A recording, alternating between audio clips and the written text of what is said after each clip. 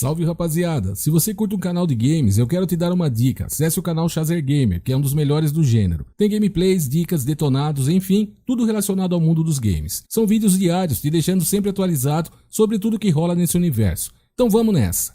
A palavra universidade já é uma coisa... Universidade. Universidade. Aliás, a universidade surgiu até por isso, porque, na verdade, existem duas versões aqui da origem da universidade.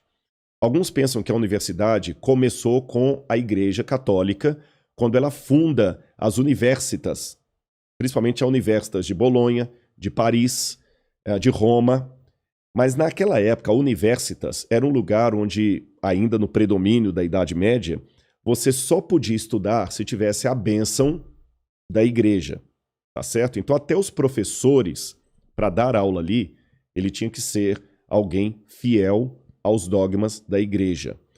Existe um filme antigo, Vilela, eu não sei se você conhece, se o pessoal de casa vai lembrar, porque ele já deve ter uns 20 anos ou mais, Em Nome de Deus. Sim, sim. Que é uma história verdadeira, contando a história de Abelardo e Louise. Eu visitei em Père Lachaise, lá na França, em Paris, no cemitério de Père Lachaise, o túmulo deles. É uma história real, embora ela aconteceu na Itália, mas a história é real e terminou na França. Ele era professor de filosofia. Ele não era padre, não era sacerdote, mas mesmo sendo professor de filosofia, ele tinha que fazer votos de castidade com a igreja. E quando ele vai se tornar tutor da Louise, ele se apaixona por ela, pede para casar com ela. O tio dele, em ligação com o bispo da cidade, manda castrá-lo. Caramba! Ele não ficar com a menina. Aí ele se torna padre, castrado, e ela se torna freira. E eles constroem monastérios de clausura, um perto do outro.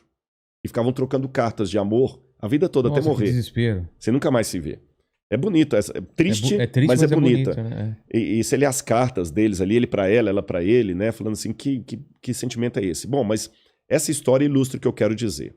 Naquela época, ele era professor, mas ele não podia se dar ao luxo de casar só porque ele era um professor formado por uma universitas. Todo mundo que estudava lá tinha que ter, em primeiro lugar, o título de teologia. Por isso que quase todos os que formavam nos universidades eram primeiro teólogo para depois ser outra coisa. Tá. Com o tempo, na época de Tomás de Aquino, Carlos Magno, que a igreja começa a valorizar a filosofia aristotélica, eles começam a falar, então tá bom, a filosofia, que era ancila teológica, como se diz em latim, a serva da teologia, agora ela é a mãe da ciência. Então quando você estuda lá, você tem que ser, em primeiro lugar, filósofo. É por isso que a gente, quando faz doutorado, na América, eles chamam de PhD, doutorado em filosofia, mas o cara é físico. Mas ele é um PhD, doutor em filosofia. Ele é médico, né? Ele é pastor, mas ele fez um PhD, doutorado em filosofia. Nunca estudou filosofia. Filosofia virou nome genérico. Entendi. Então você não tinha como escapar da filosofia eclesiástica, tomista, aristotélica, Santo Tomás de Aquino, e da teologia. Você não podia nem falar assim, não, então tá bom, então eu desisto de ser professor, eu vou casar com a menina que eu tô... Não. Não tinha essa opção. Não tinha essa opção. Hoje, a academia, eu sei que muita gente está assistindo, está se revirando, porque não está aceitando o que eu estou falando, mas é a mais pura verdade. Está chegando uma época em que os alunos universitários têm que aprender a questionar a própria universidade. Porque esse é o papel da universidade. Fazer o aluno ser mais do que simplesmente o refletor do pensamento alheio. Reproduzir o pensamento alheio.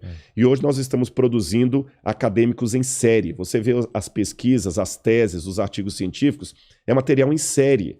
Você está entendendo? Especialmente na área de humanas, que é a área que eu sou. Não estou falando de todas. E se você, hoje, fala assim, peraí, mas eu discordo dessa visão aí do professor. Acabou. Não tem mais vez para você.